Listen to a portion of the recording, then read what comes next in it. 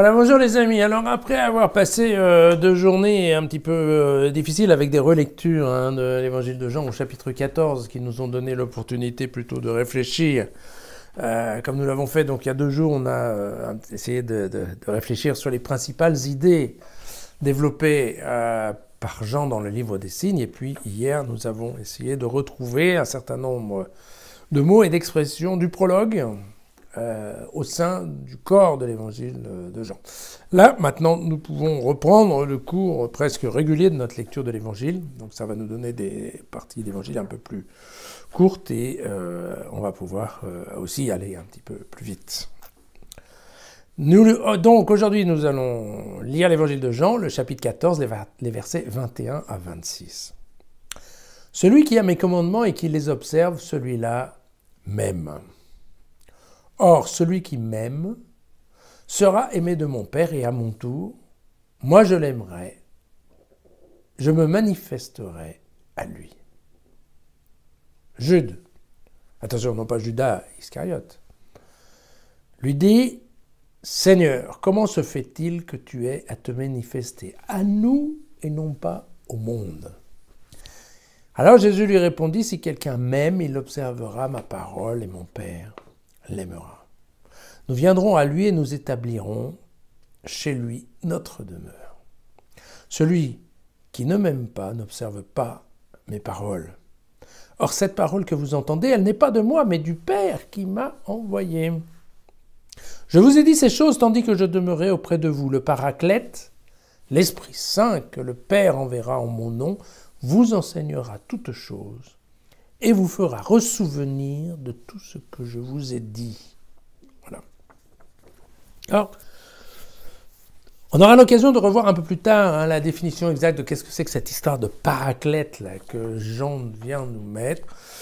Il est le seul à nous parler de cette chose un peu bizarre qu'on appelle le Paraclète. Paraclète, comme on ne sait pas trop ce que c'est, on a repris en fait la diction du mot grec. Alors l'idée c'est que globalement c'est un avocat, un représentant, un assistant, voilà. Et l'idée de ce terme qui vient toujours, il vient toujours dans la partie des discours d'adieu, c'est-à-dire que typiquement Jean a imaginé, a créé peut-être cette figure de Paraclète comme une manière de combler en fait l'absence de Jésus auprès de la communauté des disciples. Vous voyez, c'est dans cette idée ce que l'Église appelle pompeusement la communauté post-pascale, c'est-à-dire en fait la communauté des disciples après le départ de Jésus, voilà simplement. D'accord. Donc c'est intéressant parce que dans cette partie du texte, en fait,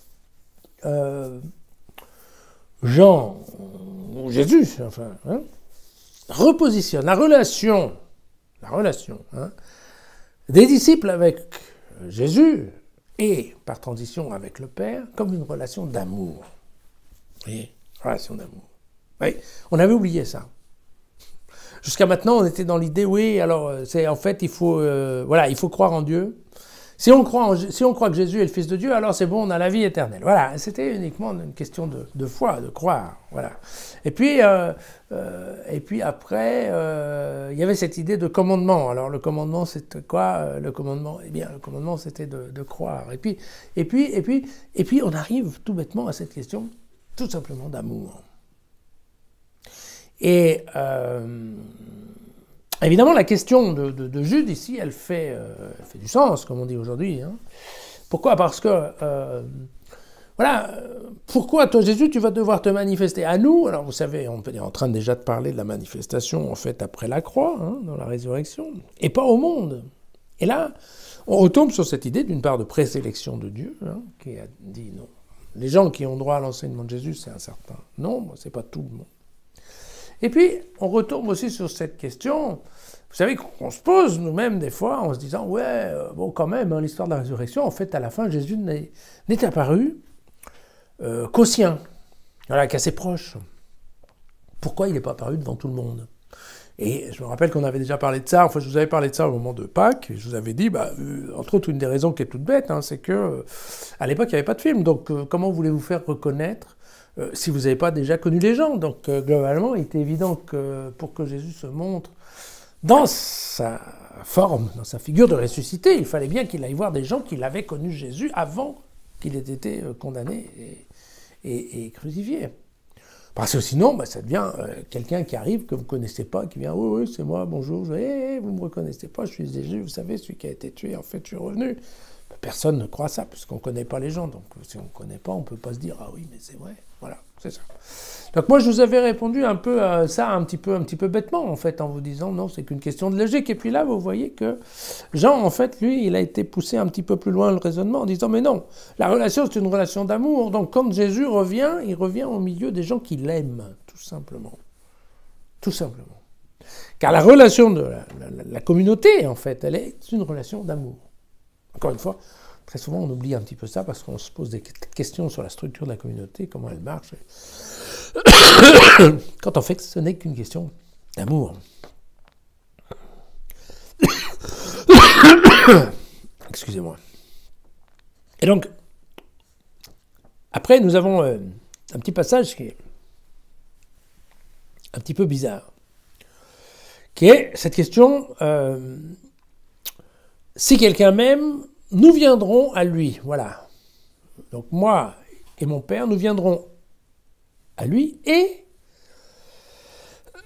nous établirons chez lui notre demeure. Alors vous voyez que là, on s'éloigne un tout petit peu du verset 2 de ce chapitre 14, dans lequel, je ne sais pas si vous vous souvenez, mais Jésus disait « Oui, je m'en vais, je retourne à mon Père, mais surtout je vais... » Vous savez, c'est ce qu'on appelait les demeures célestes. Voilà. Donc je vais dans les demeures de mon Père, vous préparer une place et je reviendrai vous chercher pour vous ramener là-haut. Et là, vous voyez que c'est différent. D'accord ? Là, c'est plus on va là-haut dans la demeure. Non, c'est nous, on vient chez toi. Encore une fois, toujours, bien entendu, dans une relation d'amour. Alors, vous voyez qu'on a un petit peu des choses un petit peu bizarres entre le verset 2 et le verset 23 ou 24. Voilà. Mais c'est bien la question. Et pourquoi il y a cette ambiguïté ? Tout simplement parce que Jean veut insister sur le fait qu'en fait, il n'y a pas besoin d'attendre le jugement dernier pour être auprès de Dieu. Vous savez, j'ai toujours insisté là-dessus. En fait, pour Jean, c'est très simple. La résurrection fait que si on croit au Fils, ça y est, on est dans la vie éternelle. C'est pas on sera, on est déjà dans la vie éternelle. Éventuellement, il y aura le jugement dernier. Au jugement dernier, je vous avais dit, il n'y aura pas de surprise, puisque de toute façon, on est déjà sélectionné. D'accord ? Et donc, la question, c'est que si on est déjà sélectionné, ça ne sert à rien d'attendre le jugement dernier pour aller ensuite dans la demeure du Père. Non, non. Le Père et le Fils sont déjà en train de vivre avec nous. Ce qui est une façon assez poétique, en fait, de dire qu'en effet, vivre dans le commandement de Jésus, effectivement, c'est vivre avec Jésus et donc avec son Père. Et puis voilà, après, nous avons donc l'annonce de l'arrivée du Paraclète, qui, elle, encore une fois, on aura diverses fois l'occasion d'en parler un peu plus dans le détail, mais typiquement, on le comprend bien ici, c'est un Paraclète qui va être un esprit, en fait, pour comprendre, et aussi pour se souvenir. Voilà. Mais encore une fois, on va voir ça dans le détail, dans les jours qui viennent. Voilà. Enfin, si vous continuez avec moi, bien entendu. Alors demain.